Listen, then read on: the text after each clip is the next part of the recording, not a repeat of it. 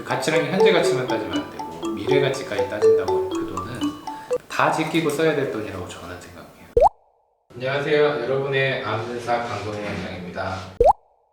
너무 어릴 때 임플란트를 심으면 뼈가 완전히 완성되어 있지 않아서 그래요. 턱뼈의 성장이.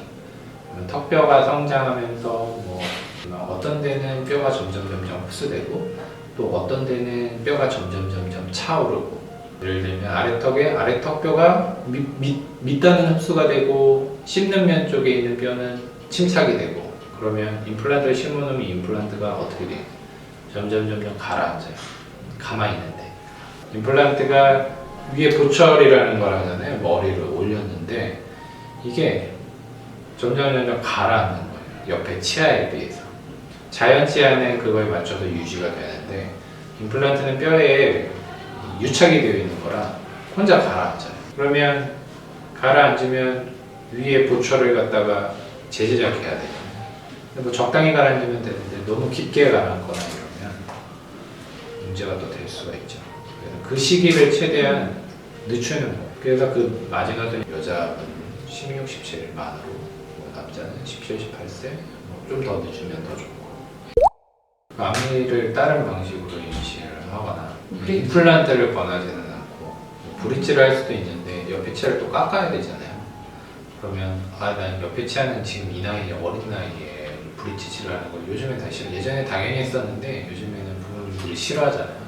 근데 문제는 그 기간이 길다 뼈가 또 흡수가 되잖아요. 그런 거가 문제기는 한데, 만약에 초등학교 저학년인데 이거 부러져서 빠졌어, 뺐어, 뿌리까지 뺄 수밖에 없어. 뺐으면 거기를 갖다가 임플란트를 하냐? 못해요.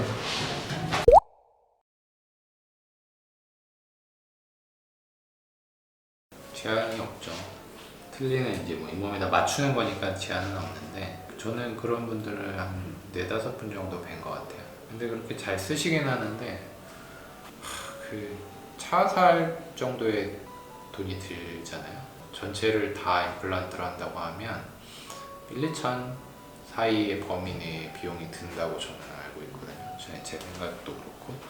그러면 그 비용을 나한테 쓰는 게 큰 돈이죠. 근데 가치잖아요.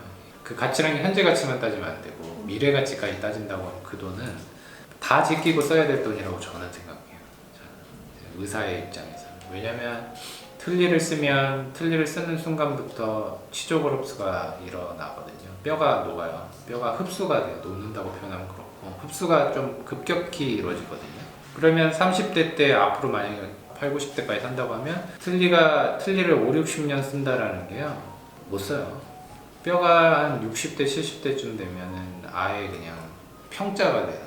그러니까 틀니가 올라갈 수 있는 구조가 없는 이런 바닥, 혀가 있고 뼈가 있고, 그때 가서 임플란트 틀니 하지, 그때 고정하면 되잖아. 하시면 되죠.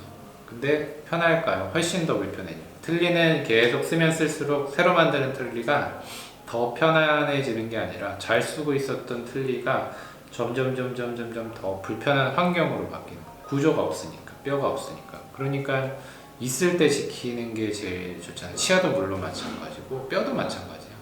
치아도 있을 때 지켜야 되지만 다 상실하고 뼈가 있으면 뼈도 지켜줘야 돼요. 그 뼈를 지키는 방법이 이제 뼈에 기능적인 부하를 걸 수 있게 하는 임플란트를 하고 잘 관리를 하시는 거예요. 할 수 있을 때 빨리 하는 게 좋고, 점점 상황은 어려워진다.